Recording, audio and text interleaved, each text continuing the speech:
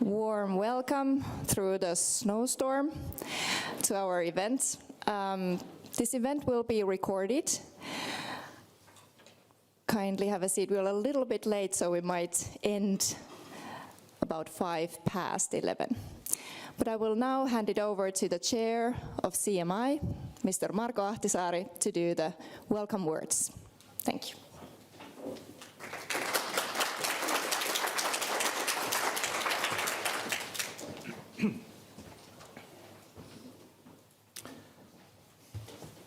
Ladies and gentlemen, dear colleagues and friends, welcome.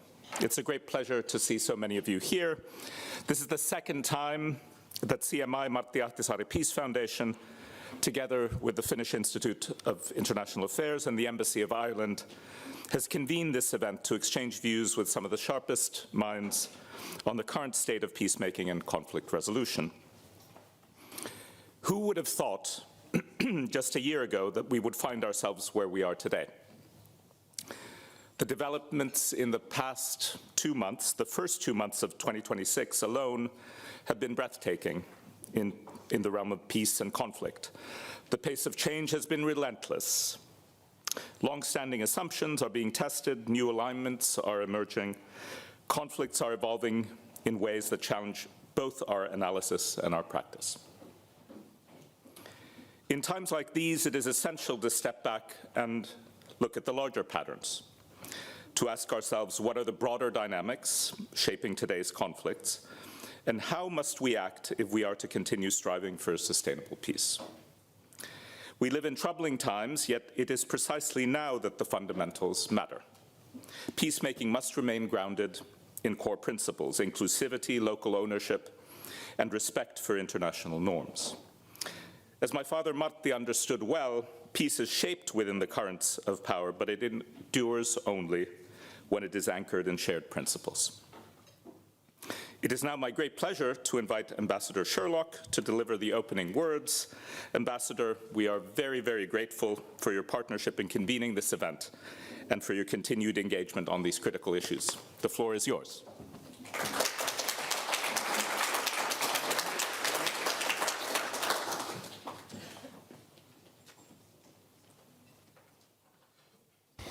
No, thank you, Marko, and dear friends, good morning. As Marko said, we really do meet in uncertain times. Our screens are, every time we turn on screens, we have these daily images of pain and suffering of our fellow human beings. We see conflict and injustice extracting a terrible toll, and we see the consequences of fragility, inequality, hunger, and the denial of dignity. I suppose this stark reality stands very much in contrast to the moment of hope I felt when I joined the Foreign Service. Perhaps I was naive. I was certainly younger. It was a time when multilateralism, despite its flaws, was the prevailing instinct. There was a shared belief that partnership was how we managed global affairs. I probably didn't realize at the time how good we had it. In Ireland at that time, we had just come out of our own terrible conflict. We saw how difficult a peace process can be, but we also saw how transformational the benefits of a peace process can bring. Our approach to peacemaking is shaped by our experience. First, we believe that peace must be inclusive. Agreements that exclude women, civil society, or marginalized groups do not endure. Second, we take a holistic view. Peacemaking, peace building, development, humanitarian response, and human rights, they're not separate tracks. They're all interdependent. And third, we anchor our work in the multilateral system. The United Nations was built on 3 equal pillars: peace and security, sustainable development, and human rights. And we remain committed to strengthening that architecture, not casting it aside. And that's why, in that spirit, that Ireland is seeking election to the UN Human Rights Council for the period 2027 to 2029. Our candidacy is rooted in the long-standing commitment to the values of the Universal Declaration of Human Rights: inclusion, dignity, the protection of the most marginalised. And our development policy commits us to reaching those furthest behind first. And these are not abstract commitments. They reflect the world as it is. What we see, a world in which hunger is used as a weapon of war, in which disability can mean exclusion from peace processes, and in which defending human rights can cost one's freedom, can cost one's digital freedom, or even one's life. If elected, we will work to ensure that human rights remain central, not peripheral, to international peace and security. Our own history, it teaches us humility. Peace is never simple, it's never static, and it's never guaranteed. But our history also teaches us hope. We have seen former adversaries gather together. We've seen divided communities choose dialogue over violence.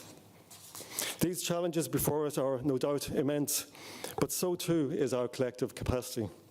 If we choose multilateralism over unilateralism, dignity over indifference. These choices sustains Ireland's approach to peace building. It's what underpins our campaign for the Human Rights Council, and it's what gives us confidence that, even in these turbulent times, the progress is possible. I would like to acknowledge the expertise in FIA and thank them for their world-class analytical work and for their collaboration on this seminar, along with CMI. Ireland values our long-standing partnership with CMI. Former President Ahtisaari, he played a profound role in our peace process, and his inspiring leadership, his legacy, and his commitment to peace is more relevant today than it's ever been. And with that, I would like to welcome the CEO of CMI, Janne Tallis, to give his opening remarks. Janne.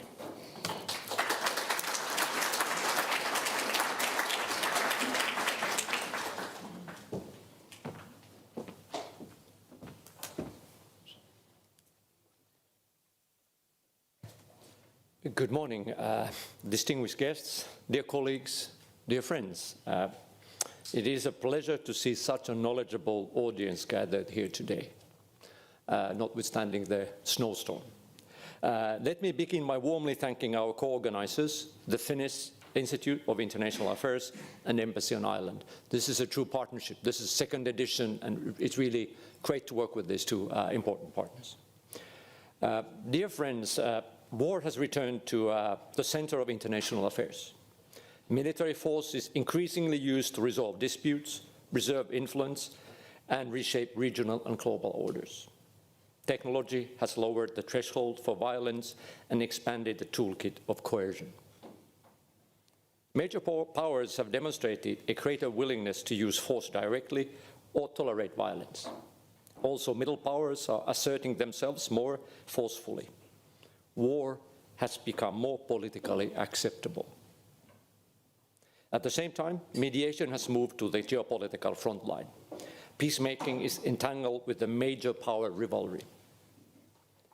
The geopolitical significance of mediation is demonstrated by the fact that the world's two leading powers have set up two competing international platforms for conflict resolution.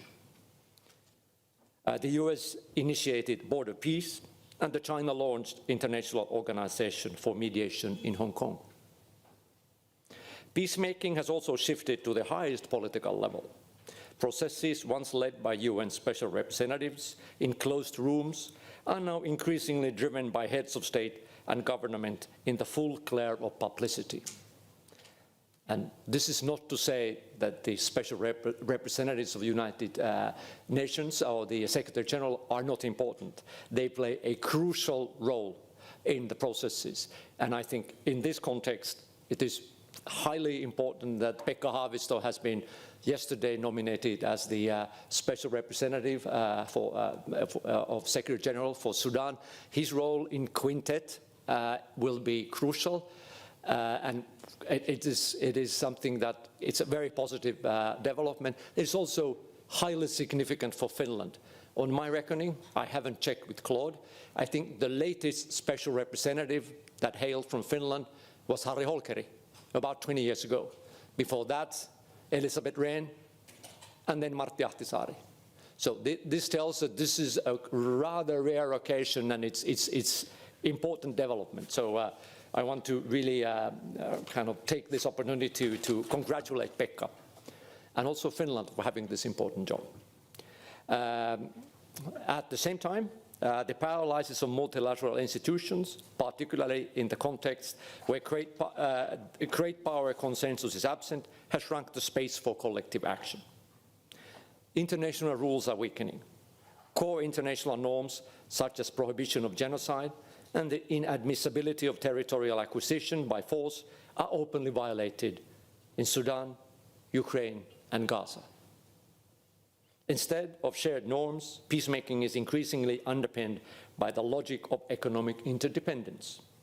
This is a new, more sinister type of interdependence. It gives an outside power a privileged position in the relationship.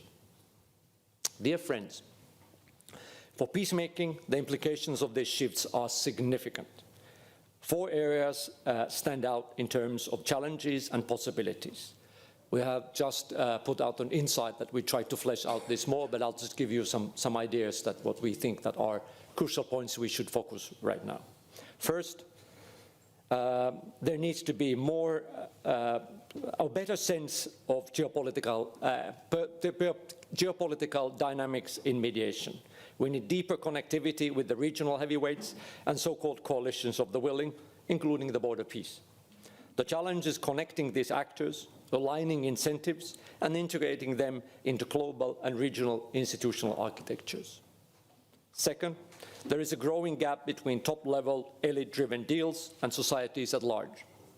This is not the time to diminish support for civil society dialogue, but to connect it more meaningfully to the current negotiations. Third, even though the UN and other multilaterals face challenges, there are also opportunities. For instance, the lack of Security Council resolutions could even empower the new United Nations Secretary General without the golden shackles by the Security Council. The Secretary General could operate more freely in the conflict space with real impact. And this is where the special representatives of Secretary General come into play. So there are new possibilities opening also. Fourth, we need deeper understanding of economic drivers and their potential. We need openness to examine how interdependencies are weaponized, but also how they can provide opportunities as this new, more sinister independent logic is likely to continue to shape peacemaking approaches globally. To help us reflect on these crucial geopolitical questions and Europe's take on this, it is my great pleasure to introduce our keynote speaker. Please join me in welcoming Stephen Everts, Director of the European Union Institute for Security Studies. Before taking up his current role, Dr. Everts served at the European External Action Service as a senior advisor to the High Representative, Vice President on Strategy and Communications. He previously worked in the External Action Service Asia Department on the ASEM process and as a member of the cabinet of HRVP Catherine Ashton. He also worked closely with Javier Solana, serving as personal representative for energy and foreign policy and as a member of his cabinet. Dr. Everts holds a DPhil in international relations from the University of Oxford, and he hails from prestige and important St. Anthony's College, where our friendship was started about 90 years ago. Then we thought we knew what we were talking about. Now we know. So I give the floor to Stephen.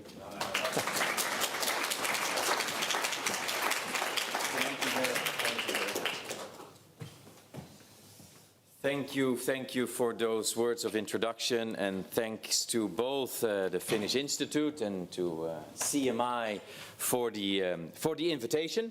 It's really a pleasure to be with you despite the snowy conditions, which are quite a contrast to almost the tropical Paris where I came from yesterday, so changing times.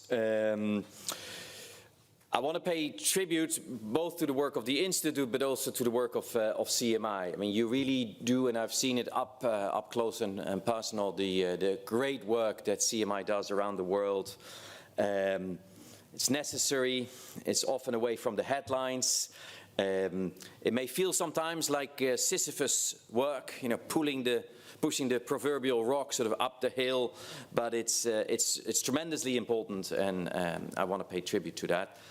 I myself, I come a bit more from the world of geopolitics, but this is the discussion of the morning, how we connect these worlds. Here I focus a lot on how Europeans should understand this new world, which is more power political, which is more contested, and it's frankly more hostile. And I wanted to tell you, I mean, also that work feels quite a bit like Sisyphus, pushing the rock up the hill. So it's very good to be with you and to have this debate among these different communities, because it seems to me that the search for peace and how we navigate this geopolitical world can no longer be two separate conversations. So the sort of working title for my remarks is The Search for Peace in a Harder World. And let me start with a very simple diagnosis, and our various introductory speakers and welcoming remarks, I think, have all pointed this out already. We often discuss that multilateralism is in crisis and that the rules-based order is gone. And we recite these tired phrases from one conference after another. We go from Davos, we go to Munich, and we pledge our commitment to the system, and we bemoan the lack of its demise. Of course, clichés are clichés largely because they're also true, and they have an element of truth in it. Jana just referred to this. It's a great source of regret, but it's a state of fact to observe that the United Nations is not playing a meaningful role in the line that many of us would wish on the key crises, security and other crises facing the world, from Ukraine to Gaza to Sudan. We hope, of course, that Pekka Haavisto, a great Finnish diplomat, a great European diplomat too, because he worked also for the European Union, can alter this. But right today, the role that the United Nations plays in these crises is very limited. Does anybody in this room feel it will be different in the case of Taiwan? Probably not. We go from COP to COP to COP to COP on the climate change. I mean, climate change is probably in the field, you know, the sort of the model case. We had the scientists defining the problem, and we had a very inclusive and very elaborate negotiating framework with the participation of business, of civil society, of everybody. But the scientists warn us that the results aren't there. And the climate action is not commensurate to the scale and the speed that it is required. Of course, many of us, myself included, we wrote beautiful papers that the G20 was going to be the cockpit of global governance. More inclusive than the G7, not so divided and slow as the United Nations. No, the G20 was going to fill the gap. Did it? Does it? Will it under the presidency of the United States this year? Then we have all these issues, AI, quantum, crypto. Issues largely, global issues largely without global rules.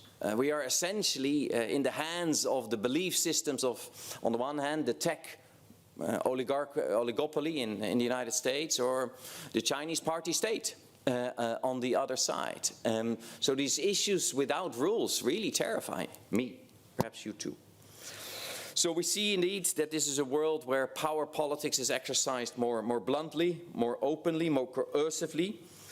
We see more violence within states and between states. Last year was the one in recent history with the largest number of civilian casualties due to political conflict in over 15 years. Last year was also, of course, the deadliest year in the war of aggression against Ukraine. Now, in my world, a lot of discussion is always built around the personality of Donald Trump, and that is understandable. But I would suggest to you that these changes I'm describing go wider and deeper than the particular personality of Trump. I mean, individuals matter in world history, but there are also deeper structural forces at stake. And for the European Union, we have to look the facts as they are and adjust our policies accordingly. Now, let me start with another cliché, if you like. The first was the end of the rules-based world. The other cliché, also true, that the EU was built as a peace project. It's the fundamental origin of the organization. In many ways, the European Union, I say, was framed and developed to abolish power politics among the participating states. And we developed a whole elaborate structure of institutions and rules and language also around all this. For decades we spoke about normative power, the Brussels effect, you know, this book, Finnish author, most popular book in Brussels for obvious reasons. Does it hold as true today? I don't think so, because we live in a world of normative competition as well as power political competition. So we developed all this language, soft power, but with hard consequences. But of course, as the opening speakers, Marco and others recalled, I mean, this is a world that is different. It's a harder world. Russia is waging an industrial imperial war against Ukraine and shows no sign of stopping. China is openly turning economic leverage into coercion. And the United States is mixing this elements of burden shifting and disengagement with also some elements of ideological hostility to the European Union and to core tenets of the international system. So power politics is back. Europe is responding as we should. This audience knows, I mean, defense spending in Europe is rising in a dramatic way. Europe is rearming. Roughly, defense spending, order of magnitude, it's double today than what it was in February 2022. Joint procurement, finally increasing, was always the Achilles heel. We spend, but we spend alone, fragmented, dispersed, and this is changing in order to get more usable capability per euro spent. We've developed this whole raft of instruments in Brussels and all these terrible acronyms, ASAP, SAFE, EDIP, to underpin this effort. So the balance is shifting, but the key question is this.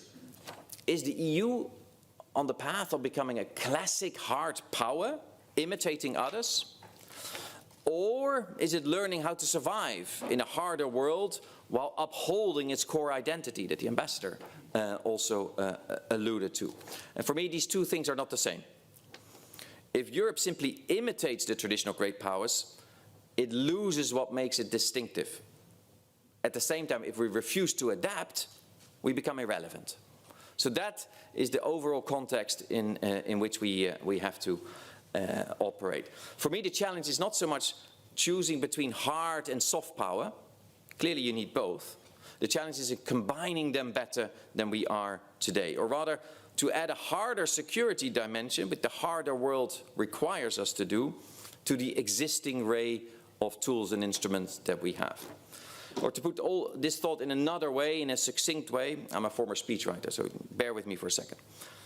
Hard power without values or diplomacy risks becoming another form of imperialism. Diplomacy without willingness to think and act in terms of power is just another form of wishful thinking. And this, I think, is the challenge that this community faces.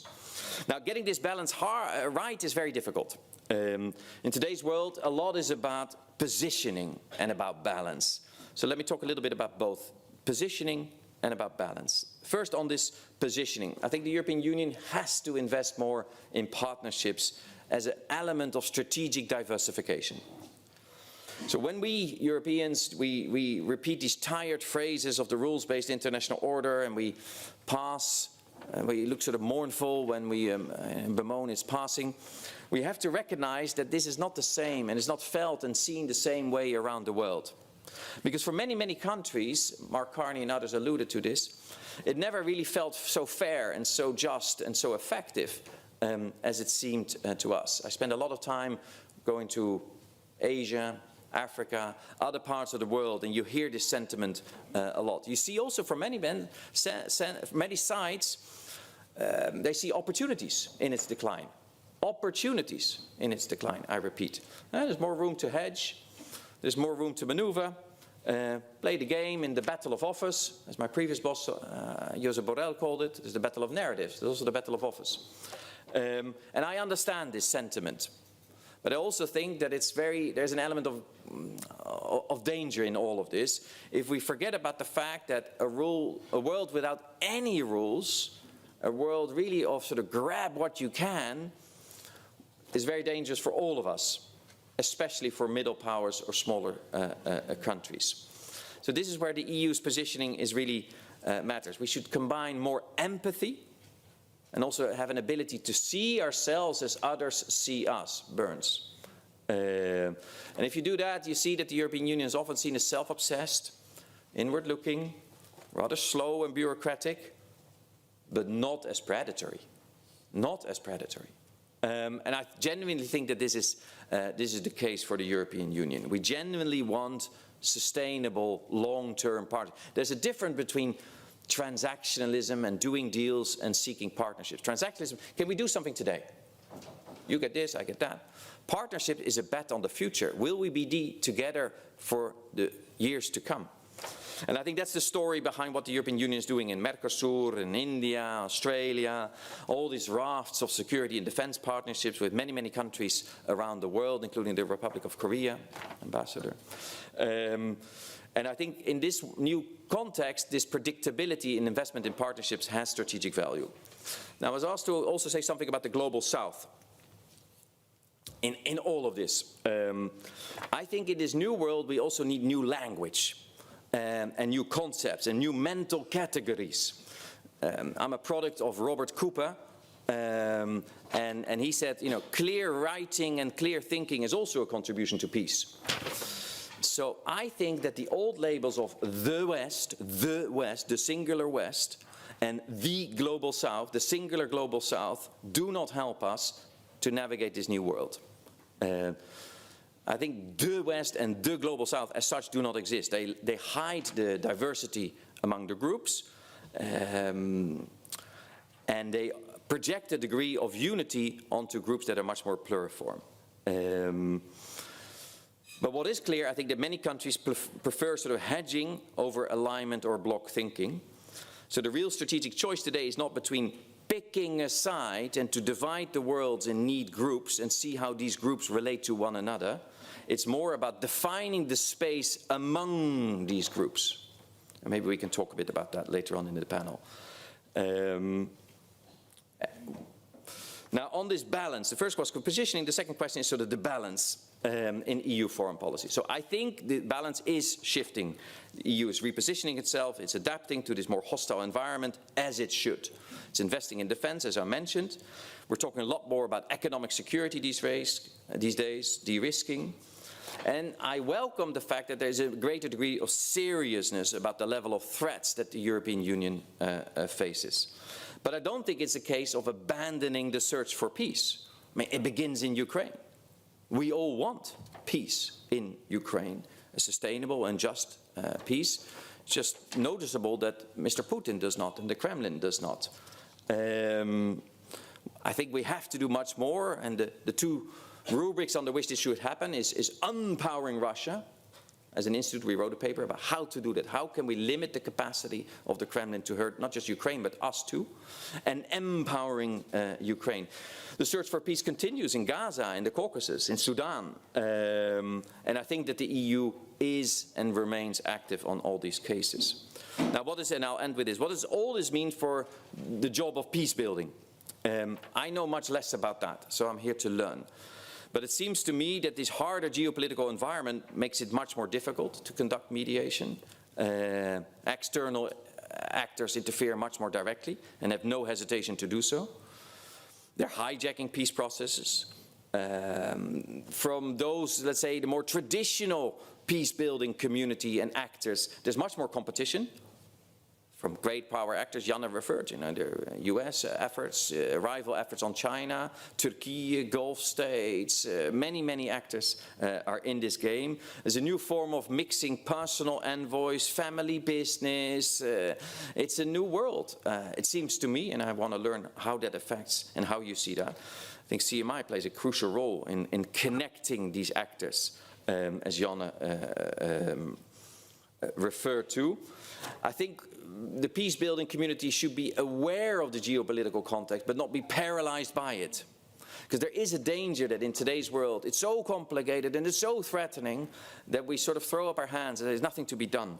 And I think there is a lot that we can and still do. So let me end with this. I mean, the world does seem sort of spinning out of control. And there is indeed this double temptation of denial or cynicism. Denial of putting our heads in the sand, waiting it for all to blow over and be nostalgic for a world that will never return.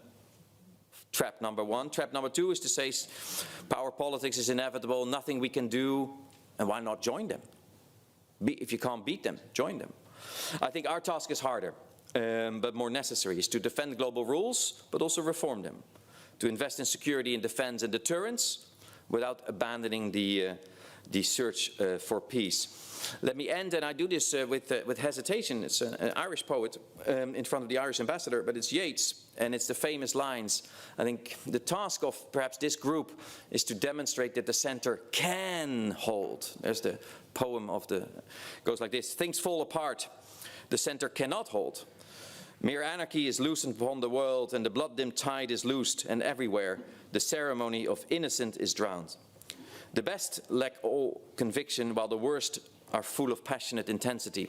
I think our job is to demonstrate that we can show that the center can hold. We do so by stepping up, filling the space that's still there with energy, with creative ideas, and with commitment. So thank you very much for your attention, and glad to join the panel in a moment. Thank you.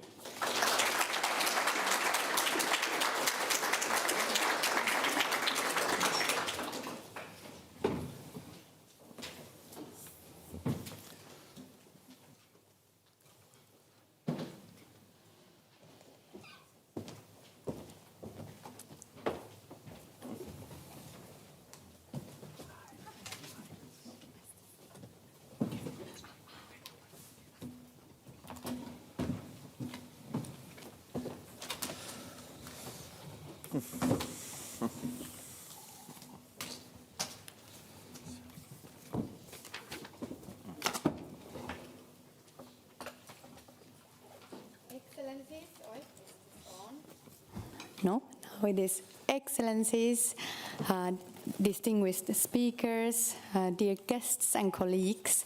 A very warm welcome also on my behalf to this briefing and discussion on peacemaking as global power politics. My name is Katarina Mustasilta. I'm a senior research fellow at the Finnish Institute of International Affairs, where we have also been really thrilled for the second time now to collaborate with CMI Martti Ahtisaari Foundation and the Embassy of Ireland to make this this sort of event happen again. Very important, and thank you very much to our colleagues at CMI and the Embassy of Ireland, as well as, of course, my colleagues at FIA for all their hard work and collaboration that put this event and its success together. My own research focuses on conflict prevention, conflict management, and peace building and the politics of it. So you can imagine that I'm thrilled and very honored to now moderate the panel discussion that we have in front of us.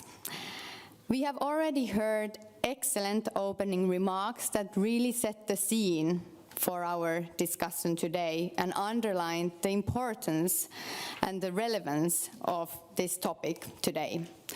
Thank you in particular to Stephen for your excellent opening or keynote remarks.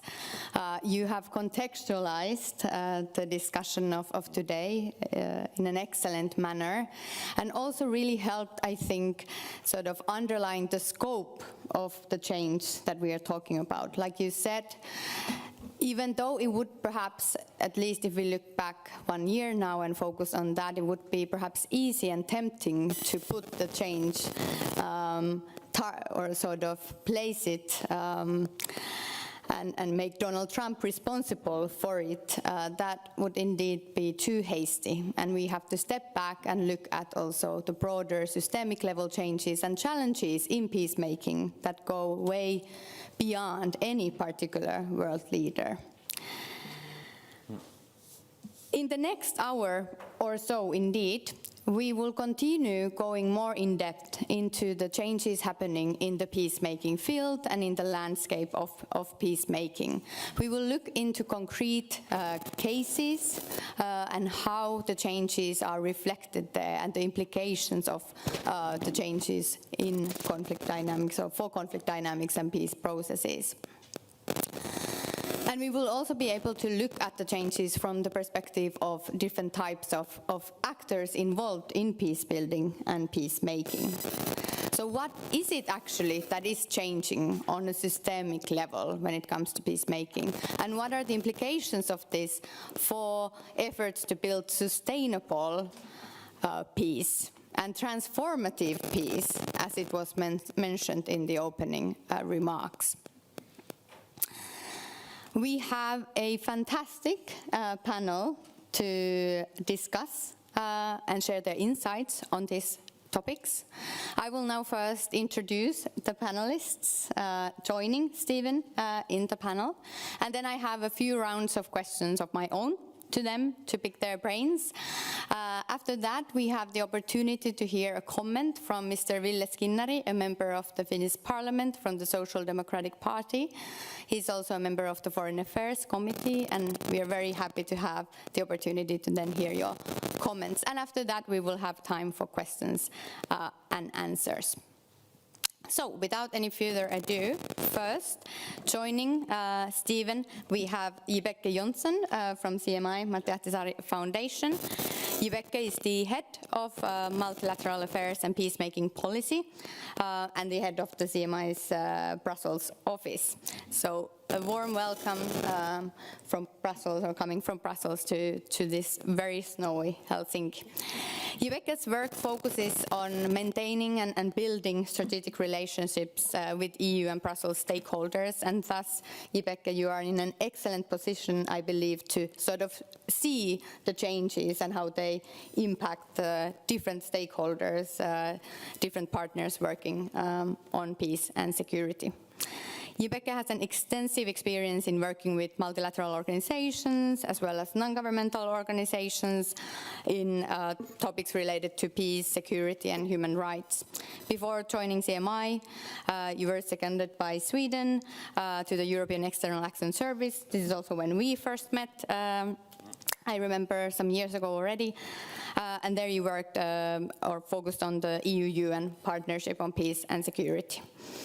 And prior to that, you have an impressive list of positions in international organizations, again, as well as in the private or the non-governmental sector, working on peace, human rights, and mediation. Vibeke holds a PhD in political science from the European University Institute in Florence. And a very warm welcome also to Dalia Yosif Ali, who is a doctoral candidate in social computing at the Technical University of Munich in its School of Technology and Social Science. Dalia's research focus is just fascinating. You look at, or you explore the societal impacts of technology and data science with an emphasis on promoting equity, ethical innovation and advancing societal well-being.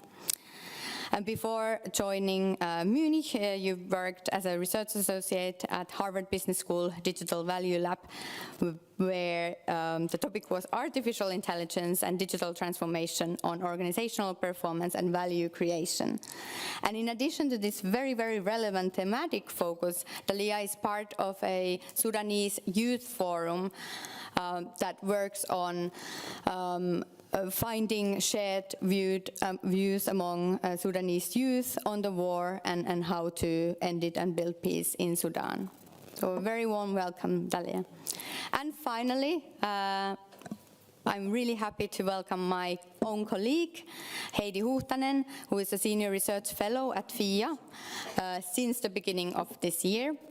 Heidi's work focuses on the Middle East and the international affairs there, the regional politics there, security and governance in conflict contexts in the Middle East, and transitional peace processes.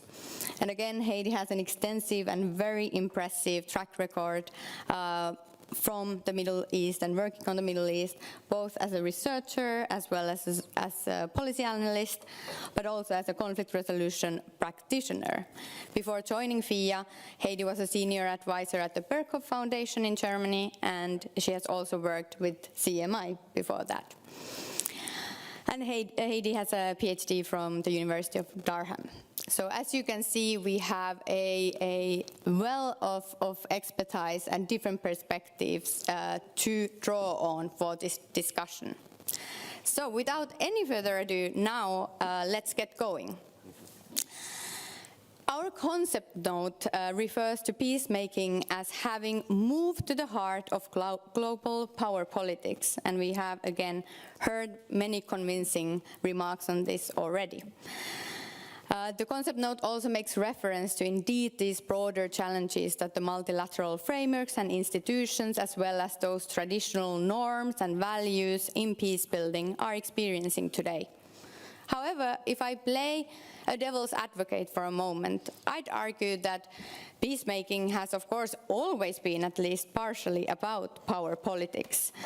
And such phenomena such as transactionalism or state-centrism in peacemaking are by no means new, or at least entirely new. So what I would like you to all think about and contribute to is, from your perspective and viewpoint, from those processes and regions that you're involved, what is it actually that has changed and is changing? How does the shift in international order and power politics concretely shape the peacemaking processes and diplomatic endeavors that you work with, and what are the implications of this?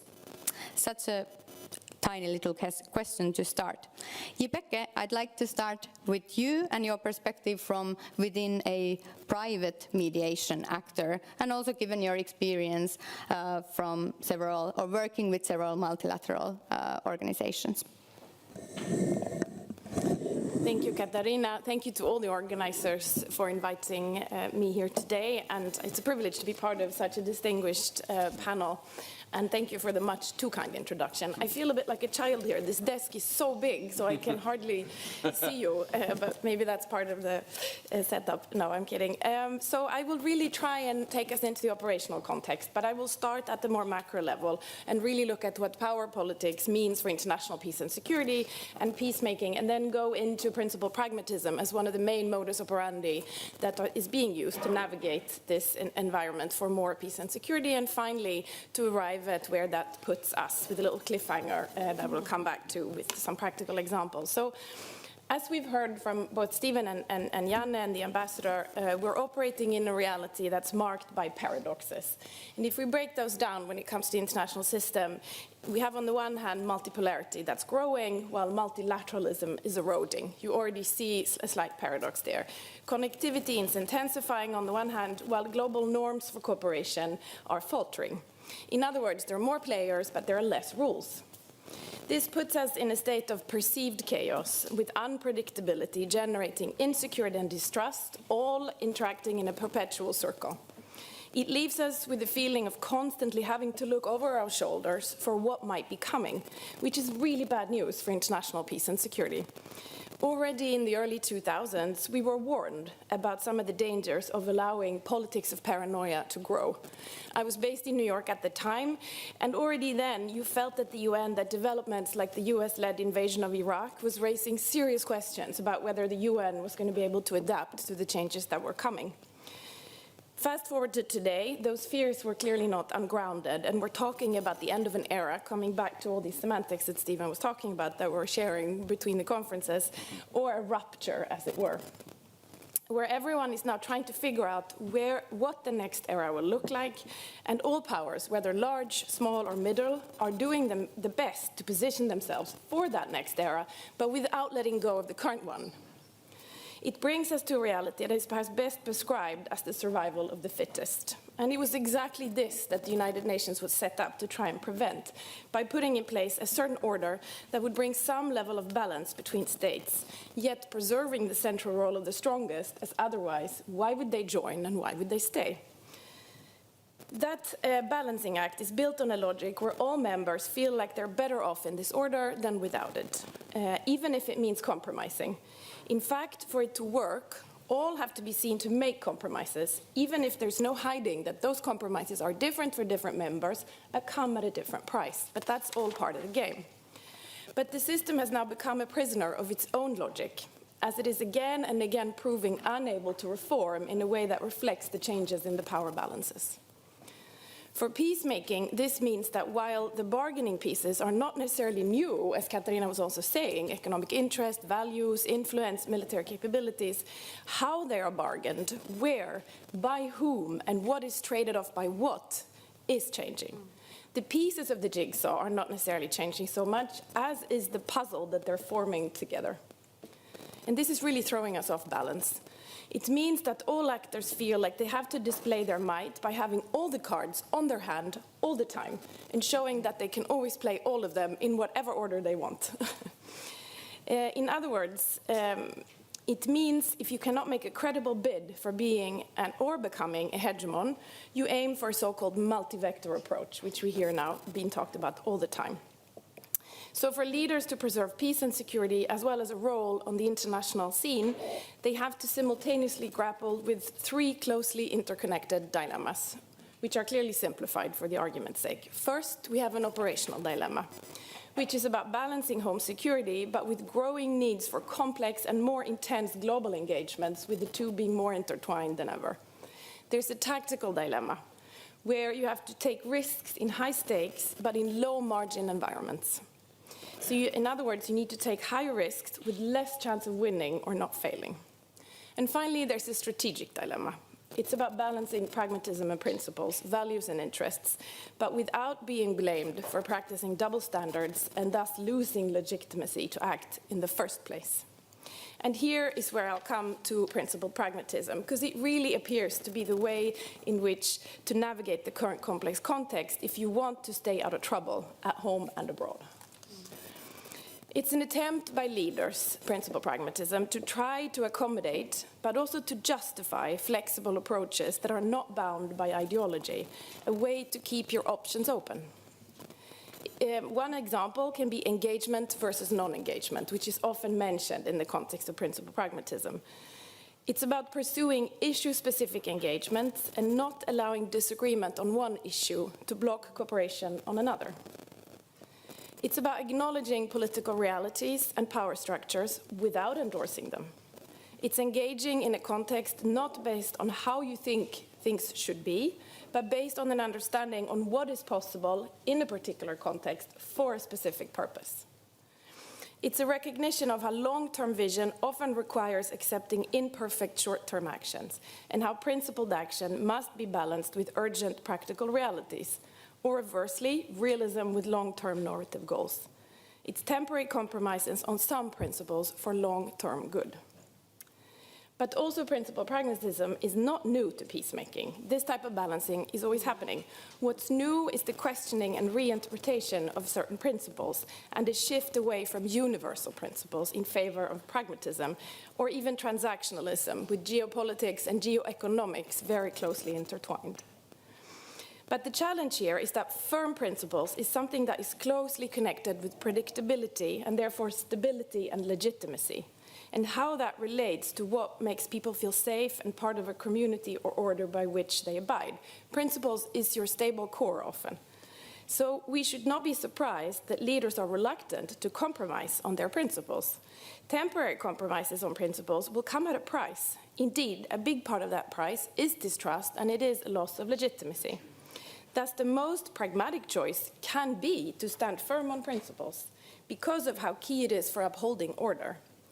But this is one of the big reasons for why an actor like the EU, who is a principled actor, is finding pragmatism so difficult. It's essential to not be blinded by short-term gains, but remain focused on the long term, and to be clear about this. And I think here is where the problem is. Principled pragmatism today is very short-sighted. We're losing sight of the long-term vision. And here it's where the principled pragmatism becomes unpragmatic. So we come to the deal-making versus peacemaking trend. which is at the core of all of this. And here, careful balancing is needed. Deal-making can only be effective if it's done within a long-term vision. And looking at the so-called deals in 7 or 8 places around the world that the US administration or President Trump has made, I would certainly say that there does not seem to be a very long-term peacemaking vision behind any of those. And this is complicated. So here is where actors like CMI comes in. In this unpredictable, fragmented, and unstable reality, it makes peacemaking even more complex. However, it also brings room for maneuvering, for trying new formats, new ways of doing things, but with more risks. It requires trial by error and more testing, which in turn requires more resources at a time when there are exactly less for this type of work. With the formal structures trying their best to adjust, informal peacemaking actors can play a key role in supporting and even facilitating this transition and adaptation to a new era. For us, the need for principled pragmatism translates into how we turn current deal-making trend into long-term peace dividends, how to use deal-making to secure peacemaking. It puts us at the same time in a stronger, but also in a more vulnerable position than before. And here I'll stop, and I'll later come back to some examples of how we're trying to operate in this environment and fill that role. Thank you. Thank you, Jibeke. That was wonderful, and thank you for answering my question. That was really good indeed. I'm convinced. I really like that point about, indeed, the dynamics and this multivectoral approach that you underlined as then really this factor that complicates peacemaking efforts. But thank you also for bringing up and actually defining principled pragmatism. I think it's one of these concepts that is, like you said, very trendy at the moment, but not always defined. And at least as a researcher, I'm a little bit critical sometimes on how it actually in real world is implemented at the moment. And like you said, indeed, maybe this is a question of short-term versus long-term perspective. And we'll get back to that.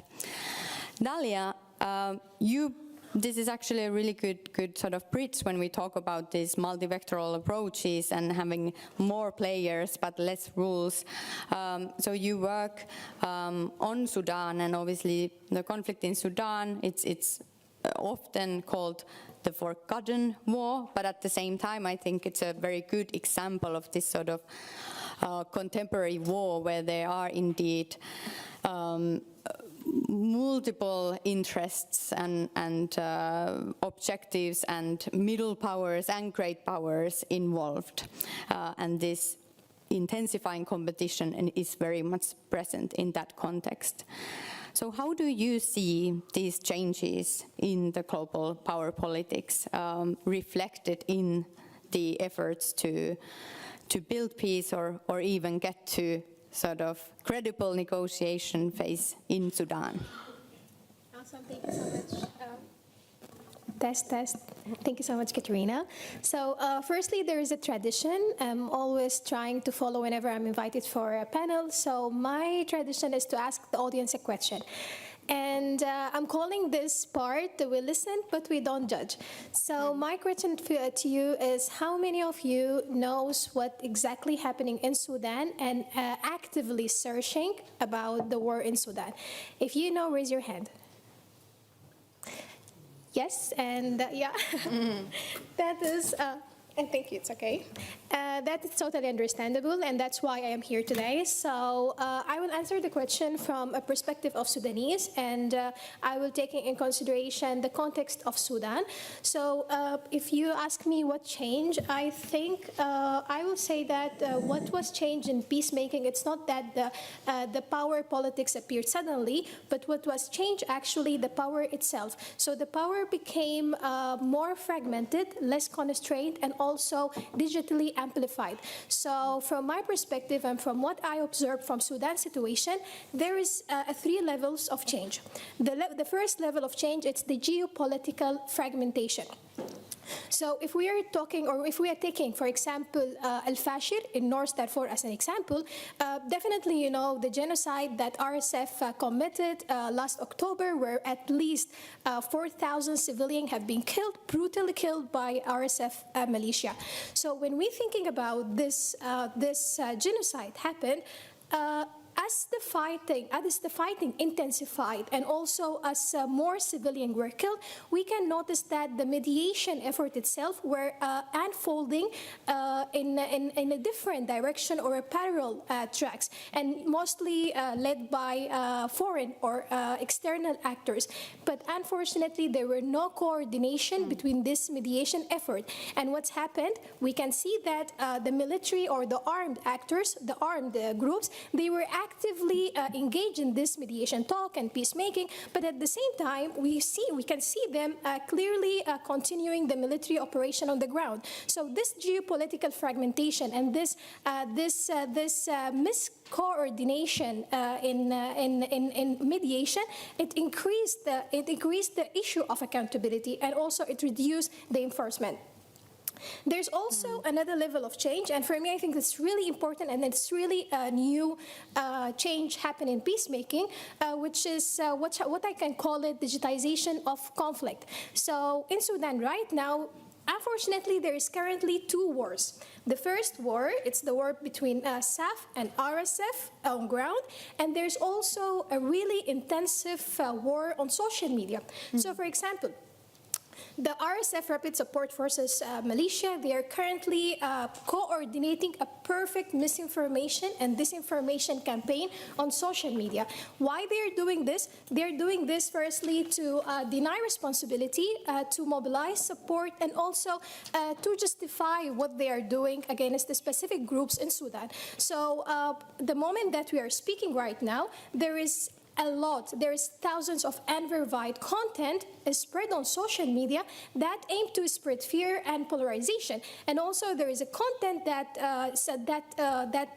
is spread it right now to demonizing a group, especially non-Arab groups in Sudan. So RSF, they can justify to their supporters and also normalizing the brutal violence they're committing against those groups. And for me, I think this level of change, it fundamentally and completely shaped the peacemaking process right now. There's also a third level, which unfortunately now in Sudan, we return to what we can call it elite transactional bargaining. So in Sudan in 2019, during the civilian government, the civilian mobilization shaped the political moment. But the moment that the war started in Sudan, all the power and all the negotiation centered and shifted to the armed group who have the power, and leaving civilians with no voices and no action that they can take. So from my perspective, to summarize my answer, the combination of the geopolitical fragmentation plus the transactionalism and also the digitization of conflict, they are unfortunately make the peace-making process almost impossible if we are not considering them seriously. Thank you.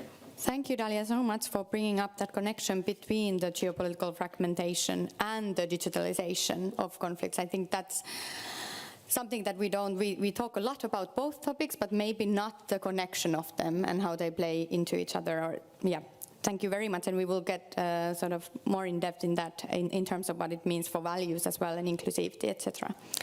Heidi, so you focus on a region that we could say has been in the eye of global power politics for a very long time. So from that perspective, how would you reflect on the implications of the systemic level changes now on the political dynamics of conflict and peacemaking in the Middle East and in the processes that you have followed and work on? Thank you. First, I just wanted to say that I focus on very recent peace politics in the Middle East. And I also will limit it a little bit, the analysis a little bit, because I think it has to be seen in the context of the US objective of reshaping the region at the moment, reflecting the US and Israeli military superiority and also interest to use military power. So this is why I mainly comment on US peace politics in the region and observe the question from that perspective. I also take mainly examples from Gaza and Syria. So what has changed if we look at the peace politics in the Middle East? First, in resolution attempts, there has been a very strong advancement of US and allies' interests through US involvement in negotiations and imposition of agreements instead of mediation between conflict parties. In a sense, imposition or strong advancement of national interests, US national interest is not new, but at the same time, there is something that is very different. So previously, there would have been a broader interest for maintaining stability or development objectives, and now you're seeing far clearer national interests being pursued of the US, but also its regional allies. Then second, we can see a clear pursuit of benefits in the sense of transactionalism, for example, in trade, investment, and military presence, also in peace politics. If we first go into the strong advancement of allies and US interest and imposition of solutions, the broader context is perhaps the US reshaping of the region, what comes to supporting preferred allies in leadership in spheres of Iranian and former Iranian influence, including Lebanon, Syria, Iraq, and possibly in Iran itself, and Gaza in the future. So peace politics has played a part in pursuing these objectives, although it has not been the most important tool. Another example is the strong imposition of agreements and advancing allies' interest in the Israeli-Palestinian case. The Trump peace policy in Israeli-Palestinian conflict has been to enforce the Gaza plan upon the parties, including Israel, but strongly favoring Israel and allowing Israel to further pursue annexation of West Bank. While if we look at the previous US presidents for decades, we would have seen initiation of direct peace talks between the parties and regional and international support frameworks. So there is a clear difference here. And then I take example of a unity agreement between Syrian new leadership and the Kurdish-led SDF early this year that strongly favored Turkish interests. The US was strongly present in the talks and left the SDF, a long-term US ally in anti-ISIS operations, with really no option. And the agreement practically ended a long autonomous administration and military role of SDF, which both have been very long-term demands of Turkey. Then an example of peace politics as seeking direct benefits and exchanges in transactional sense. We should look at trade and investment interests of both US and regional allies. These trend in Gaza plans, but also in post-Assad Syria. So instead of traditional UN-led, Western-funded, nationally owned stabilization, reconstruction, economic development programs, there is a large attention in both places in strategic infrastructure development and investment, with clear benefits for regional supply, regional trade issues. We can look at examples of development of ports and airports, energy infrastructure. And these are, of course, very important for reconstruction and economic development, but they currently largely contribute to external actors and national leaderships benefits instead of sort of long-term economic development in the post-conflict society.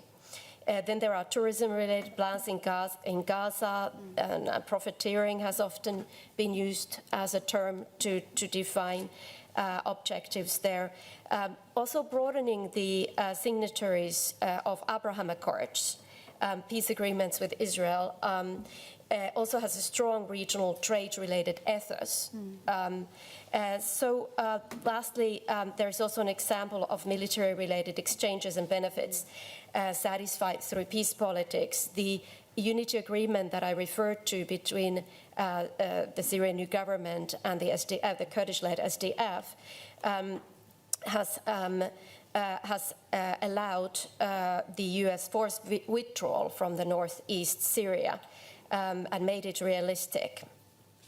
So the last but perhaps most important issue I just want to quickly mention is the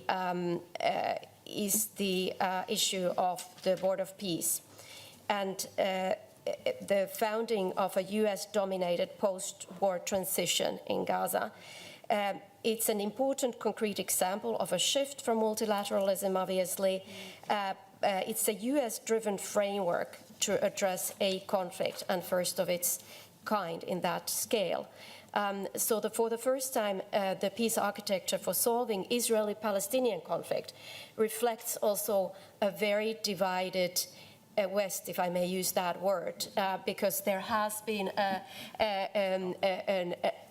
clear alliance between the US and the EU and European countries' positions on the frameworks of resolving the conflict. And now we see a very deep division in this effort. Even though there is both endorse the UN Security Council resolution, they do not endorse the same implementation framework. And the framework seeks to address all relevant transition issues in a very comprehensive manner: relief, reconstruction, disarmament, security sector reform, governance reform, without national leadership, ownership, and national level negotiations, which is exceptional. We will only later be able to see how the lack of multilateralism and the international institutions from major conflict resolution efforts and post-conflict phase will actually result in practice. But at the moment, we have major questions related to, for example, truth and justice, heritage, displacement, identity, land ownership, political freedoms, access to relief, freedom of movement, and obviously the big question of Palestinian statehood. Thank you.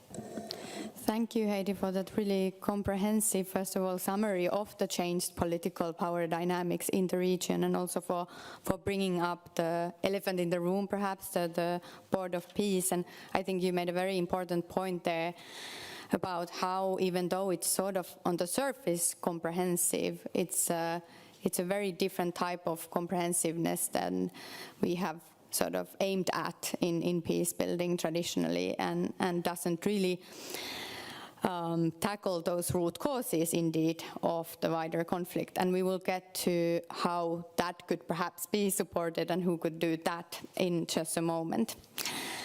Stephen, again, thank you for that really fascinating keynote address. I particularly enjoyed, as someone who also looks at EU's global agency, your point about the EU kind of separating between the alternatives of EU trying to imitate the other traditional superpowers, which perhaps sometimes we might see traces of that happening, and then advocating for more this pragmatic still attitude of the EU needs to adapt to the more hostile, harder world, but it needs to hold on to its identity if it wants to also be successful, I guess, and credible. And from that, I would ask a follow-up question on how do you see the implications of the EU trying to adapt and now adapting, as you referred to, focusing more in defense, understandably, playing the sort of harder game. what are the implications of this for the EU's role and sort of added value as a partner in peacemaking? Thanks very much. It's a very good question. It's a process, not an event, all these changes. So we will never determine whether the EU is really this or really that. And of course, the EU is also big and noisy and divided, and different people have different ideas about these balances and these changes. But from my take, and I only speak for me, it is essential that we invest, I use the verb invest, in European strength. Only if you're strong can you remain free. And the goal is freedom for me. Freedom of action, freedom to shape your own future, freedom from coercion, freedom to decide whatever balance, political balance, depending on your ideological preference you may wish. But that's the goal. The goal is not to seek power per se. And we have to know who we are. We will never be as transactional as others. We can't be. We can't. We are too many. You know, different people have different ideas. We can't do these deals that are now very popular because who we are. And it's also, as I said, I tried to say in the opening, for me there's a very big difference between acknowledging the power political changes and drawing the consequences from this, and running down this rabbit hole of becoming ever more transactional. I really don't like it. Some people in Brussels use this term. We have to become more transactional. It's not where I am. Transaction is, can we do something today that is beneficial to you, beneficial to me, in a certain sector? I don't think that that is the way to go, but it is necessary for us to invest more in terms of power. Yes, to think and act in terms of power. Multilateralism can only succeed if you put power behind it. Otherwise, it's performative politics. Very popular these days too, performative politics, including performative peacemaking. The signature behind the desk, the photo op, and nothing happens after that, or very little. So I think this is the way to navigate all this. When it comes now to the particular point then of peacemaking and peace building and investing in all of that, I think we have to keep at it. One thing we really are, I genuinely think, I think we're sort of this oil tanker and reliable. We commit for the long term. This we can do. We really can do. Even when the cameras move on to the next thing, the EU is still there. Not always very glamorous what we do, but very, very necessary and very, very important. As I tried to say as well, there is strategic value in doing these investments in long-term partnerships. If you go around the world, and I think all of us do, you do hear that there are lots of countries and groups and societies and that really have had it up to here with this very short-termist, transactional frame they get and this coercive offers you cannot refuse. So I think that's the sort of space that the European Union has to occupy. I also hope that we invest a little bit more in conflict prevention. We talk a lot, and understandably, about ending wars, ending conflicts, and I understand, and I think that, but the European Union can maybe also do a bit more on preventing wars that haven't blown up yet. And there are lots of examples that you can think of in many different parts of the world. But again, maybe this is something that the EU can pick up a bit more precisely because others are stepping away from that. Let me leave it here. Thank you very much. So EU can be a long-term partner in where or when others sort of fall into this transactionalism even more. And I really like that message about doing more conflict prevention as someone who has written quite a lot on that, on the EU. But I think it's at the same time, to be a little bit of a devil's advocate again, that is the challenge, right? Because at the same time, again, the EU is adapting. And if you look at the EU's global instruments, for instance, and now the planning of the next multi-annual financial framework and all of that, one could argue that one sees there indeed more emphasis on this sort of being able to be flexible in terms of geopolitical realities and respond to those rather than perhaps invest in the long-term prevention. But but this is challenging. Okay, I would like to now go into a bit more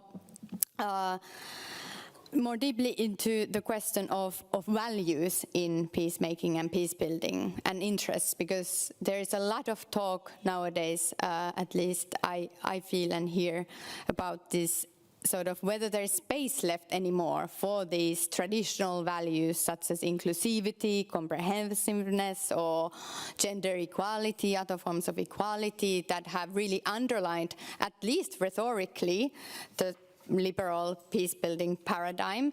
And now, as we have today already heard, as we are in this age of deal-making and elite-level processes, it seems that almost inherently these values are at least at risk of being neglected. So first, Dalia, if I may start with you now briefly, how do you see, you already referred to this a little bit in your opening remarks, has the sort of challenge with inclusivity, do you think it has gotten worse in recent years and now in this sort of changing context? And as a member, for instance, of the Youth Forum, and as someone who tries to advocate for this, what would you need from supporting actors to work on to support inclusivity and to strengthen it in the processes? That's a really great question. So it's a big question. So I think I need to be fair, and I will say that inclusivity and comprehensiveness have not disappeared from the peace discourse. And actually, almost every single mediation framework invoked this inclusivity and comprehensiveness. But I think in practice, those terms or those values, unfortunately, going through structural pressure. So in Sudan, after the revolution in 2019, the word inclusivity was not rhetorical. Why? Because women groups, a resistance committee, and also the association of professionals, they shaped or they led the transition in Sudan, and also the political moment at that time was driven by the civic mobilization. But guess what? What happened? Once the war started in Sudan, all the power and all the negotiation shifted. Shifted to whom? Shifted to those who have capacity. And capacity in this context means those who have weapons, those who have power. So when this happened, inclusivity became only consultative rather than being decisive, rather than being crucial. And our role as a civil society actors become just symbolic. So they're inviting us to speak about Sudan like what we're doing right now, but the real negotiation and real bargaining power right now, it's happening in closed room between who? Between the armed group. And we are not included in this kind of conversations, for example. Also, I would argue that inclusivity, it's not rejected, but it weakened and it became more symbolic. There's also another dimension. I will always touch this dimension because I think it's really important in the world today, which is the technological aspect. So, for example, digital tools during the revolution, digital tools have a great impact in increasing and expanding inclusivity in Sudan. So we use social media, for example, to coordinate protest and also to amplify the voices of marginalized group. But now during the war, this completely changed. So right now, social media, it's used to weaponize and exclude civic actors. So for example, there's a lot of civilians who are active politically. They are excluded from the scene. Why? Because the social media and a lot of content weaponize those people. Even if we agree or disagree with them, they should be included in this kind of discussion, because at the end we wanted to promote inclusivity, not excluding any part. So I think from the context of Sudan, the inclusivity, it's absent in the information environment and also absent in the negotiation discourse. Thank you so much for that sombering accounts on the situation in Sudan and making that point about how social media indeed now is used actually to weaponize, even though, of course, theoretically, it could be a powerful tool for inclusivity. Heidi, you work in and on contexts, if we think about, for instance, Gaza now, and indeed the processes that you are already referred to, or Syria and the transitional process there as well. I think in both of them, indeed, sort of lack of inclusivity, and not even inclusivity in terms of sort of marginalized groups within the societies, but in Gaza, for instance, sort of exclusion or the role of Palestinians is a question mark. And then in Syria, there's been a lot of discussion on indeed the transitional process now and balancing between sort of it being effectively led, but again it being inclusive and actually taking into account and including various voices within Syria. So my question to you would be how indeed you see inclusivity being reflected in these processes, and perhaps more importantly or not, and more importantly, how would you see actors such as multilateral organizations, such as the EU, or other actors, be they NGOs, small states, how could these actors that sort of promote inclusivity in now kind of taking a realistic view in this brave new world of the Middle East as well, how could they support more inclusive and comprehensive processes? Thank you. That is not a small question. So first, it's really not just about values, but it really is about the frameworks in which they could be practiced. So if we don't have the frameworks, we cannot practice those values, for example, inclusivity. So it's really in the heart of the power politics. The type of frameworks that are created directly reflect to which kind of outcomes, what comes to power relations, are desired. And in these both cases, we see the imposition of a solution, and we see a clear imposition of a support for an ally that would be suitable for the US or its allies. So in this situation, there is no peace process in question.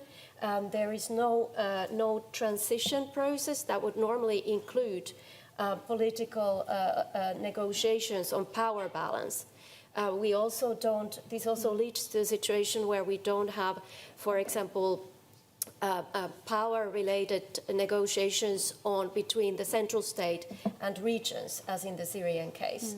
Or that in this type of world, we are very likely to see less and less of constitutional reforms, constitutional changes that define power balance, or for example, federalism, which would be highly required in both Sudan and Syria for conflict resolution purposes, in order to distribute power and consider different components of the society and different power actors, including armed actors. So we don't see any of these negotiations when we have imposed solutions that are so in Syrian case, for example, we have seen a power transfer. I wouldn't even, and what comes to transition, it's been merely a technical transition, but there has not been negotiations on power between the different actors. And going beyond that, for the whole more than 14 years, the Syrians have not had direct negotiations between conflict actors on any conflict questions. So if we don't have processes, we cannot have inclusivity. So what we can have then is more informal frameworks. So there is a huge demand for example, EU countries or European Union or private actors to foster national negotiations, even informally, and in order to bridge somehow these national level negotiations with the existing frameworks. If perhaps more from a positive note, we can see from the Ukraine case, if there's anything positive about it, is that some of the rules of the games are negotiable. And how negotiations are conducted are negotiable. So in a way, I think this would call, for example, the Gaza case would call for a strong EU EU push for supplementary frameworks or supplementary action of other types. And there are a lot of specialized organizations and actors who can do informal inclusive processes, providing advice, for example, to the EU, as CMI, for example, is currently doing in the Israel-Palestinian case, in which I also act as a senior advisor to. Thank you, Heidi, so much for that really sort of clear message on we can't have inclusivity or any of these other sort of much needed principles if we don't have the frameworks and processes. I think that's an excellent takeaway. And on that, actually, I still want to give a chance to both Stephen and then to Ybeke before I give the floor to Ville Skinnari for the comment to follow up. So Stephen, indeed, how would you see the role of the EU on indeed making sure and sort of trying to influence already the frameworks before they are formed in this brave new world? At least to me, it sort of seems in many of these processes that we've seen lately and these deals, the problem is indeed that EU is a little bit out from the negotiations, and then it is indeed difficult to try to bring in inclusivity afterwards, perhaps even if the EU would like to do that. So what's the role and what could the EU do? No, I think, well, everything begins with the diagnosis. And I think you're right. I mean, increasingly, we see major diplomatic processes on major conflicts that affect us being conducted without the EU in the role that it traditionally had, even in my lifetime. I mean, a little story. I worked on the Iran negotiations. And this was very tough to get the EU in the role that it eventually, at a certain point in history, played. First, it was tough amongst Europeans, because there was the E3, and initially they didn't want the European Union very much into that game. Javier Solana, I was working for him at the time, really had to fight to get a space in that format. And I literally went to the first meeting, and there were 3 chairs, and there was a smaller chair for the High Representative to the side. And then over time, also because these ministers kept changing, they come and go, and Solana got a normal chair, and then the chair moved to the center. And then it got better. And then we had to ask the Americans not to torpedo it. And I went with him to Condi Rice and said, please, I know you don't want this, you know you can join, but please let us try. Don't torpedo this at the start. And she said, okay, I'll try to prevent. And then we had the E3+3, and we had the negotiations, and eventually had the JCPOA, and we all applauded this as sort of a model type of effort, diplomatic effort to solve a real world problem, namely Iran's nuclear ambitions. And then it got blown up, and we know what happened. And today, yeah, you have to acknowledge, and in my view, regret, that we are now in a dynamic where, you know, US, Iran, Israel, I mean, people are moving in their own sort of way, and as EU, we no longer play that role. Same a little bit on the Ukraine point, and Heidi, you alluded to that, and also myself. I sort of regret the fact that we have sort of gone along with the fact that it's the US that leads these negotiations with Russia. I understand why, and would the Russians talk to us, and there are all sorts of practical obstacles, but I don't think there's something not quite right about this. And then we always play catch up, what I call track change diplomacy. So there's a proposal, we don't like it very much. So we try to recuperate it, and 28 plans become 20 plans, 20 points, but it's defense, right? It's all defense. Prevent the worst. I liked the fact that in Geneva the last time, European diplomats were there in the hallways, and maybe it wasn't so glamorous, but this is what I think we have to try to get more into the game. Same with Gaza. I mean, again, I remember the quartet. The quartet was the framework, the format, and so somehow or other, and it goes a little bit more, perhaps also to Yibike's point, and I'm keen to hear what she says in a moment. How do you relate to processes you don't like very much, but they're there, and they're bloody important, and I think it would, and I'll end with that. It would be good if collectively European member states and countries and power centers in Europe gave a bit more space to the center, the High Representative, and EU Institute, the people who speak on behalf of all of us, to work with suboptimal formats, to work with things that we don't like very much, but rather than have your nose against the window on the outside, I prefer to be inside. Anyway, for discussion. Thank you, Stephen, very much. And from that, indeed, I turn to Yibeke. So how do you work with processes that you don't like that much? And more broadly, how are you sort of adapting to this world while still trying to then, of course, promote those good and necessary principles, such as inclusivity or comprehensiveness, to get towards a more sustainable peace? Thank you. I have so much to say based on all the interesting remarks, but I'm trying to limit myself then. But I want to start by saying that you don't have to be on the big chair to play a role. I think that's one important point, and especially in this environment, if you want to navigate this environment, you really have to think about the different types of roles that you can take, the different types of formats. They certainly don't have to be traditional, and you don't have to be on the big chair in the center. I think what we heard is really that the main challenge is that the overall system is broken, and this is really shaking all of us up. And so the big challenge is to ensure connectivity between levels, between frameworks, between actors, and so forth. And this is really where we come in and play a role. And we are aware of everything that's happened, but we're certainly not paralyzed, as was said also in the beginning. And so I'm going to try and summarize what we can do in three main axes of work. Again, trying to stick to notes so I don't go over, even if I have so many other things to say now, provoked by what you've all said. First, what we can do is try to prepare for and bringing stakeholders closer to a peace process.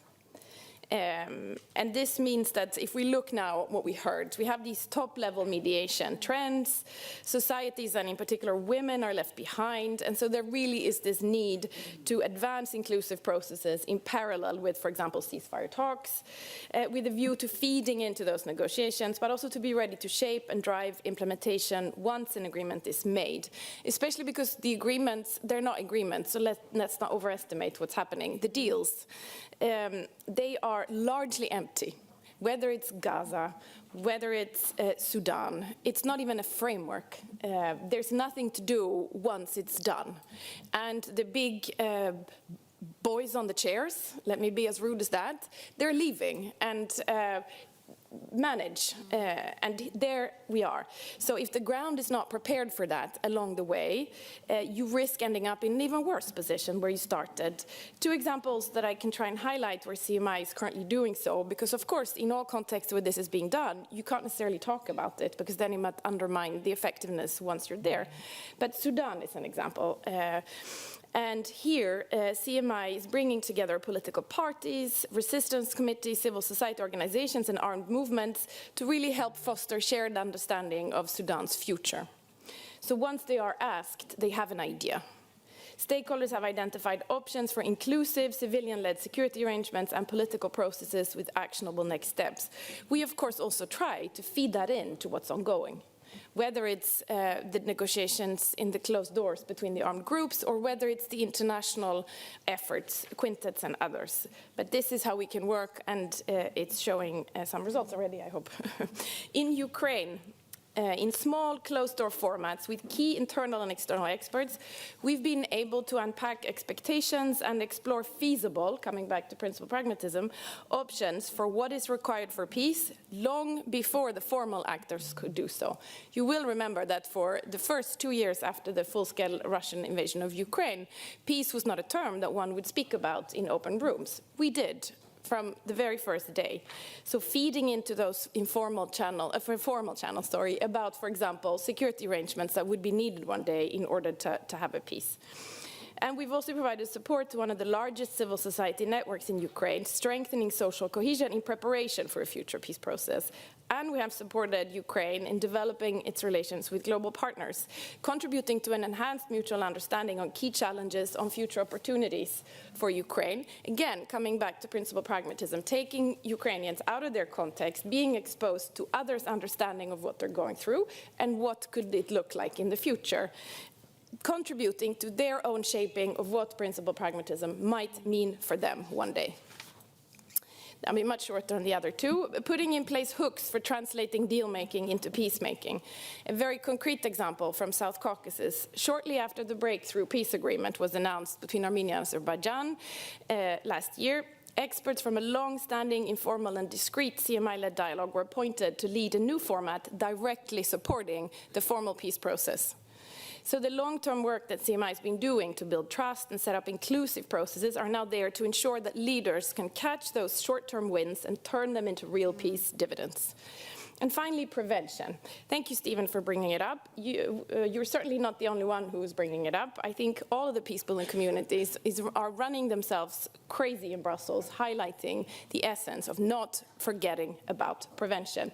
It would be very interesting to consider, EU-ISS is of course serving the member state to a certain degree, so a lot of the publications are made on defense, but it would be really interesting to unpack the strong role that you are highlighting, that Europe has to be strong, what that means a little bit. Maybe it's not only defense, maybe it's also to play this role in prevention.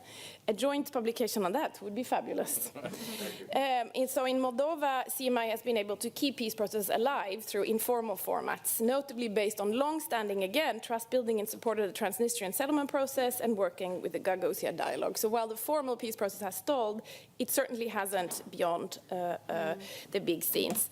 Finally, we're also adapting to the current context by expanding our networks of formal and informal actors with a stake and role in peacemaking, because there are so many more of those today.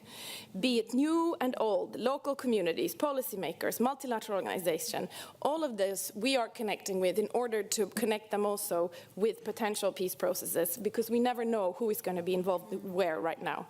We're using our expertise, networks, and deep situational knowledge in a very good position that puts us to both test and incubate ideas and formats, helping to try and make sense of what we're living and prepare for a peaceful, or at least peacefuller, future. Thanks. Thank you, Jibeke, also for being so succinct with these really big points. These are well taken. And now I would like to give the floor to Mr. Ville Skinnari. Yes, you can come over here and take the podium, please. So again, Ville is a member of the Parliament from the Social Democratic Party and also a member of the Foreign Affairs Committee. This is now quite a lot to comment in a short time period, but we very much look forward to your remarks.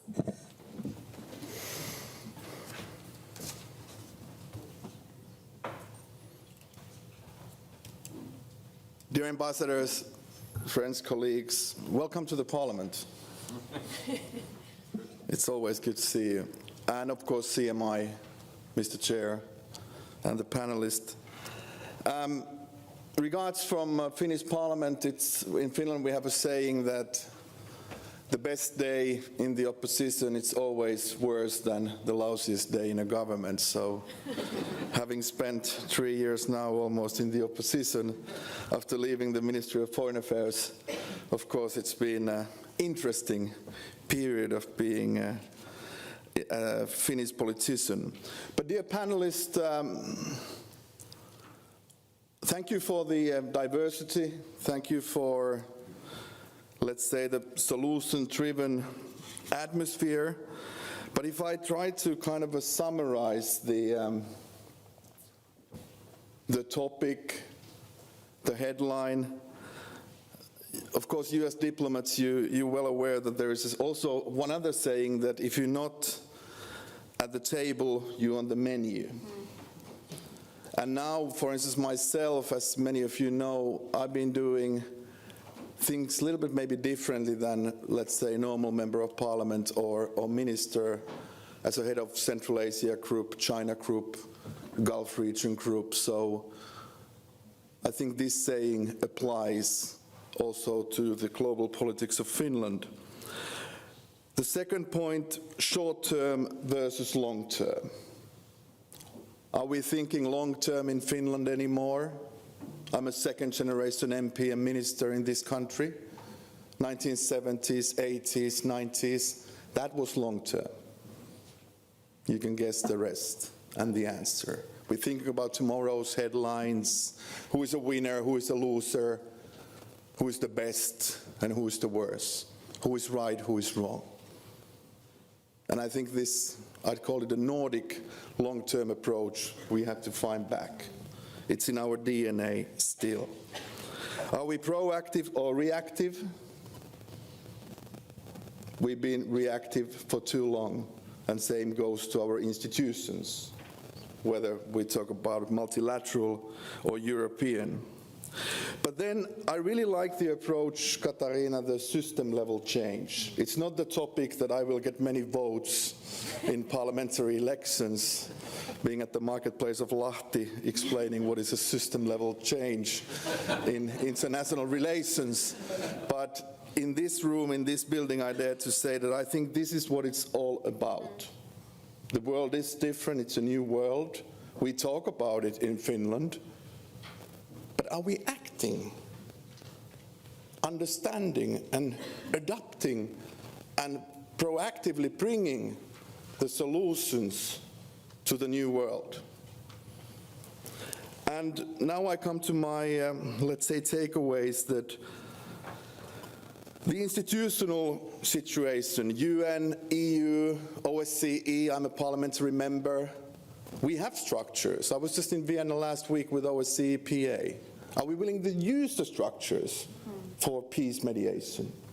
Why OSCE is not involved? Why there is coalition of willingness instead of Mr. Putin and Trump saying that, and us as Europeans, that, hey, we have this great platform of 57 countries. Then, of course, the double standards. Of course, it has an impact in Global South, at the global level, within the UN circles, that how we behave as Europeans, as Finns. Are we just to corner ourselves at the global front, or are we in the middle of the box, as we in sports often tend to aim? And then the common logic of the superpowers, like what happened really in Alaska. Do we really understand the logic of the superpowers? Instead of saying that, yes, we understand, but. But now I come to my main point, of course, that how security, economy, and technology go together. I spoke about this topic last week in Vienna. It's all in one. And I think still when we are, for instance, updating our white paper in foreign and security policy in this building, as far as Foreign and Security Committee, and the Finnish government and Finland, I'm afraid that we're still having the old world in place in our paper. We are not horizontal enough, we are not holistic enough in order to include economy, technology, resilience, the soft power. It's all about the hard power. And I think then we end up reactively in short-termism, if you like. Next one, and probably the most important one. Yesterday, it was great to meet Central Asian countries as Nordic countries, and this is what we agreed with the President of Finland in Astana and Tashkent, and I was happy and proud to join that visit as an MP. What means the collaboration of small and middle-sized countries? How strategic we should, could, or must be in this current world. I think Central Asia, Nordics is a great example, but we have far more. Nordic Plus, Canada, UK, Japan, even further. What's the role of the national MFAs, Ministries of Foreign Affairs, national governments in navigation? And then I go back to the, let's say, the national strategies, how much we can navigate, change with our like-minded, or can we? Soft power, how much can we cut from development aid, ODA? I'm a former Minister of Development as well. We're not talking about them that much. What UK did, what Finland's Nordics are doing, it's in a very core of soft power at the global level. What is the outcome? Nobody talks about SDGs anymore. 10 years ago in UN it was the topic, right? So let's fight for that. Let's try to keep the soft power in place. And now I come to my message to CMI. I think, Janne, it was last time maybe in Doha, I don't know, many places with Oskari, all over the world, that I think the role of think tanks is also changing, hopefully, towards being a builder, being a do tank, coming up with the concrete solutions, consortiums, actions, instead of deals or transactional approach. There is a difference, and I think you pointed out well in your panel. With Trump administration, for instance, I developed this 90% rule 2019 when Finland held the EU presidency. So 90% we could agree, 10% we couldn't. You can guess the rest. What was the 10%? But still, it goes to your point and your point about dealing with different type of values and administrations. So I think I've been trying to think like back to basics, that whatever happens when we talk about peace mediation, when we talk about global power politics, we have to go back to basics. And now I come to European Union. If we don't have the internal market in place, the capital market, we're not there. How could we be strong externally with our global gateways whatsoever if the home base is not A-OK? And I really hope that we can go back to our former government's Africa strategy. I was very proud with the Foreign Minister Pekka Haavisto to present that. And I think Africa is something that we as Europeans, we can still play a role. Mr. Trump never visited during his first period, and I don't think he's going now anyways. And very finally, comprehensive security. What is comprehensive security? Is it only hard power? How much money we put to the ministries of defense? 5%, 10%, 50%? No, it's more about soft power, long run. And this is what we Finns even have to bear in mind when we look at the future and our budgetary commitments, because that's all about the resilience. But thank you so much. Thank you. Thank you, Representative Skinnari. I think you have given us a lot more, again, to think about, but also summarized very well some of the key points that were made. And I'm sure that our panelists and I would also like to continue this conversation. But as so often, we are again running out of time.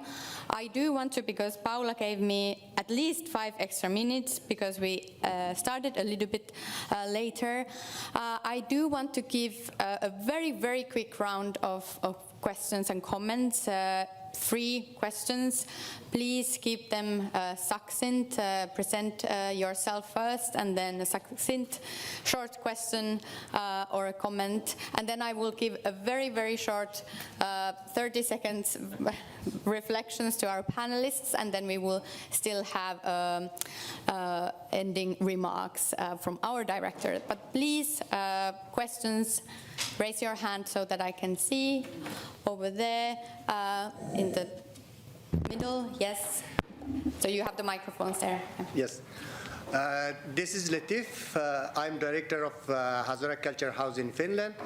I have a question because I'm actually one of those who left or forced to leave his country because of a peace agreement. I'm coming from Afghanistan, actually, where the Doha peace agreement led to a collapse of a political system in Afghanistan, and then we have been forced to leave our country on 15 August 2021. So how to make sure that in the era of global power politics, any peace efforts or peacemaking or peace agreement does not lead to a consequences that is very worse than it was before the peace efforts. It is in the case of Afghanistan, after the Taliban returned back due to the Doha agreement between the United States and the Taliban, Afghanistan are experiencing the most severe situation. The women are banned from going to work, the girls are banned from going to school, the marginalized group are facing systematic persecution, especially the Hazara community in Afghanistan. So these consequences are actually the result of a peace agreement, which was made beyond and outside the beyond the ownership of Afghanistan people. So how to make sure that in other countries, in other societies, the people, the local have the ownership of the peace process, and the communities do not remain out of the peace efforts. Thank you. Thank you. That was a very important question about sort of the counterproductive effects of peace negotiations and processes, and how to avoid those. And then I saw another hand, so we will just take that. Maria Mekri in the back there. Thank you so much for introducing me. My name is Maria Mekri. I'm the head of a Finnish think tank on peace and security, Safer Globe. And just in the last week, I have actually been in the Parliament twice to give a statement on the so-called Laki Särmä and Law to Sarma initiative, where the idea is to bring human rights consideration into arms imports. This is a Finnish public initiative which has gained over 50,000 signatures and is a kind of a new example of self-reflection and of actually an attempt to apply international norms domestically as well. And this is a sort of trend we are now starting to see here. I wonder if you see this as well. Thank you so much for that interesting and specific question. I know there are other questions, and I'm sorry that we are running out of time, and I invite you to come up here. I'm sure that our panelists will have some time after the event to continue discussions, hopefully. But now I would like to give our panelists a chance to very shortly reflect on these questions, or also Representative Skinner's points. Let's start from Vibeke. Well, time is short. I think that both of the questions underlines most of the points that we've made about the importance of comprehensive peace processes, peace agreements, and of inclusivity. The point being that we all know what's needed for sustainable peace. It's just not what's happening at the leader level, nor part of the great power politics that have been described. So the challenge is indeed to find ways in which to insert it there when it's absent. And I think that sums up the main challenge and what we are doing and what we're trying to outline. And I think that one of the important points that I also made about connectivity is that in this context, we speak to all And we try and understand all of those initiatives, whether it's the Board of Peace, whether it's IOMED, whether it's actors that we disagree with, in order to really understand what can be done where and what the negotiating balances could be.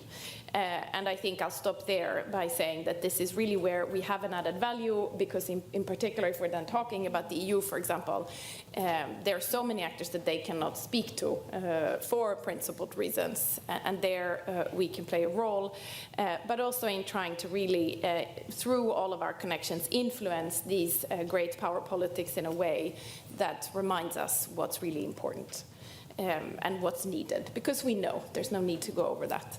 Thanks. Thank you, Jibeke and Dalia. Thank you for this question. I think while you're asking the question, I was just making up a peacemaking approach in my head, and I called it AAA.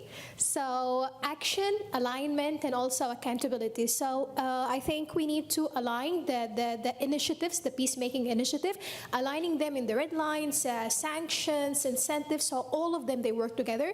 Actions, because I think that negotiation without a real action, it's just a theater.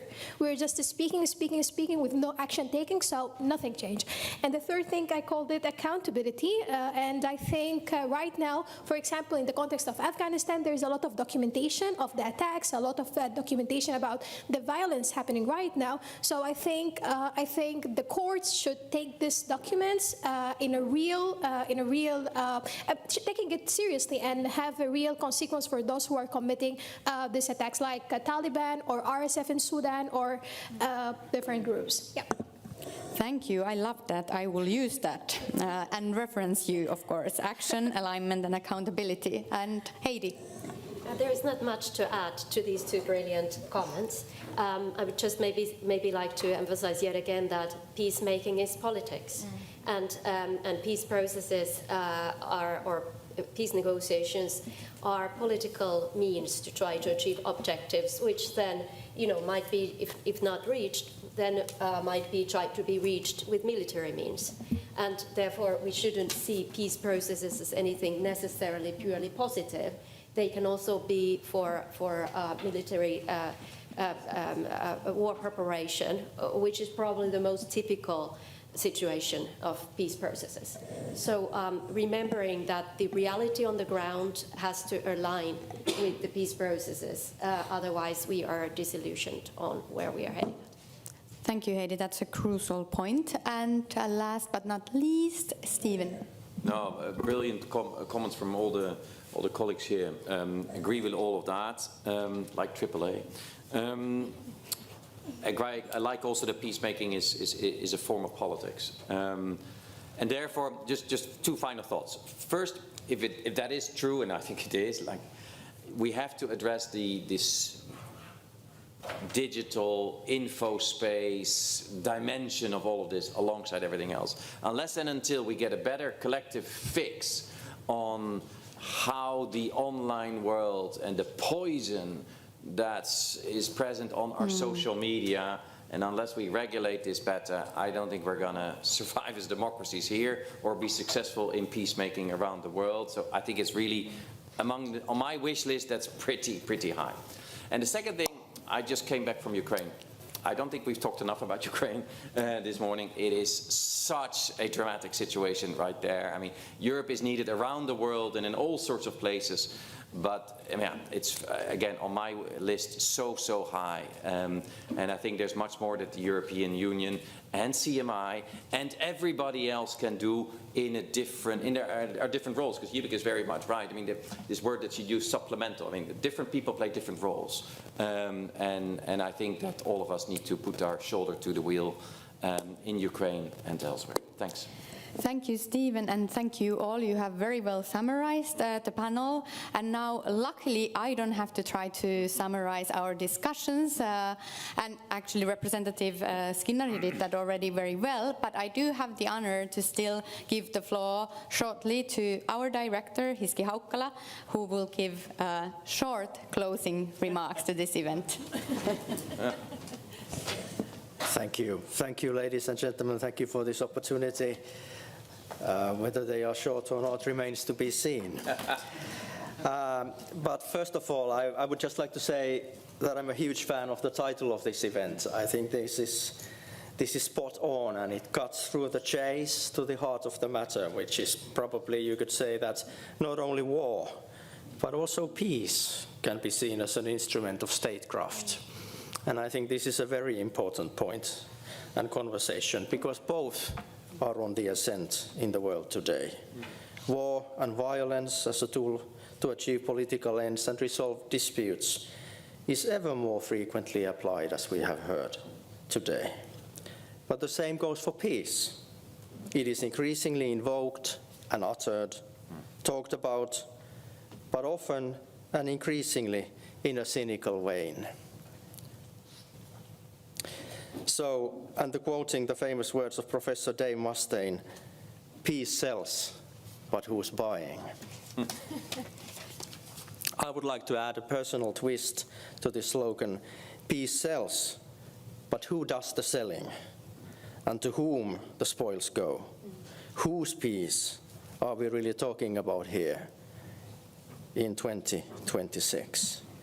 I think these are uncomfortable, even difficult questions for us who are used to taking peace as a sort of an intrinsic, normative good. Peace is good. Peace is nice. But these are questions that should not be left unanswered. And this is a conversation that we need to have. And therefore, I am particularly thankful to all the participants in today's event for opening up the space for this conversation. And I have a feeling that this conversation is just only begun. With these words, I would like to take this opportunity to thank, first of all, our partner, CMI, for establishing what can be already called a tradition, which will most probably and most definitely will be kept up. I also want to thank the Embassy of Ireland for good cooperation in making this event take place. I want to thank Stephen Everts for a wonderful keynote, the panelists, Katarina obviously as well for moderating the discussion, Ville Skinnari for his remarks, and our amazing events team at FIA for making this magic happen. And with these words, I call the event closed. Thank you so much.